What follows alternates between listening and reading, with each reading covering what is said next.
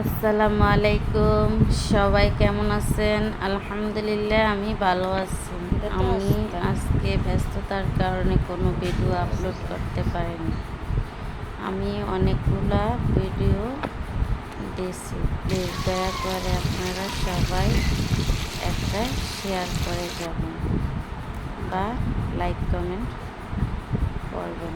এই যে আমি আজকে আমার বাসায় কিছু মেহমান আসবে, তাদের জন্য আজকে রান্না বান্না। এই যে মহিষের গোস্ত, এই মশলাগুলো আমি হাতে শিলপাটায় বেটে নিচ্ছি। তারপর সব মাংস মশলা দিয়ে এগুলাকে বোলের মধ্যে একসাথে মিক্সড করে এই যে মাখা মাখা করে একেবারে সব কিছু মিলিয়ে বসিয়ে দিব চুলায়।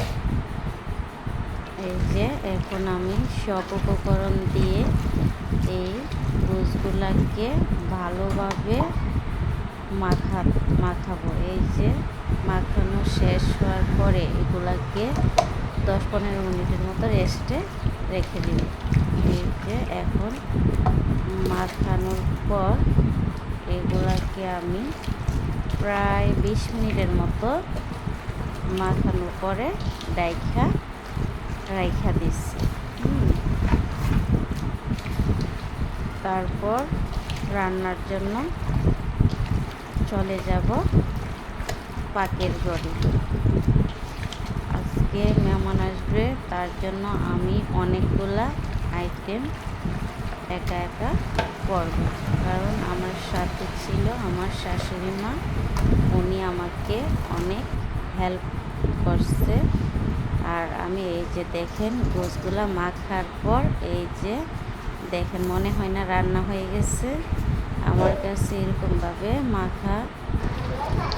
মাখি করে বসালে অনেক ভালো লাগে। এই যে আজকে আমার নিজের পালা মোরগ দিয়ে আমি রোস্ট করতেছি। এই যে দেখেন রোস্টের কালারটা অনেক সুন্দর। এই যে আমার তরকারির কালার, রান্নার শেষে তরকারির কালার মহিষের গোস্ত, তার জন্য কালারটা একটু এরকম আসছে। এই যে আমার রোস্টও রান্না হয়ে গেছে, মহিষের গোস্ত রান্না করা হয়ে গেছে। এই সব রান্না আমি মাটির চুলায় করছি, শুধু রোস্টটা গ্যাসের চুলায় করে নিচ্ছি। তার জন্য এই হাঁড়ি পাতিলগুলো অনেক কালো দেখাচ্ছে। আপনারা কিছু মনে করবেন না যে এত কালো বা এসে কালো। মাটির চুলায় রান্না করলে যত পরিষ্কার লোকই হোক না কেন একটু কালো হবে।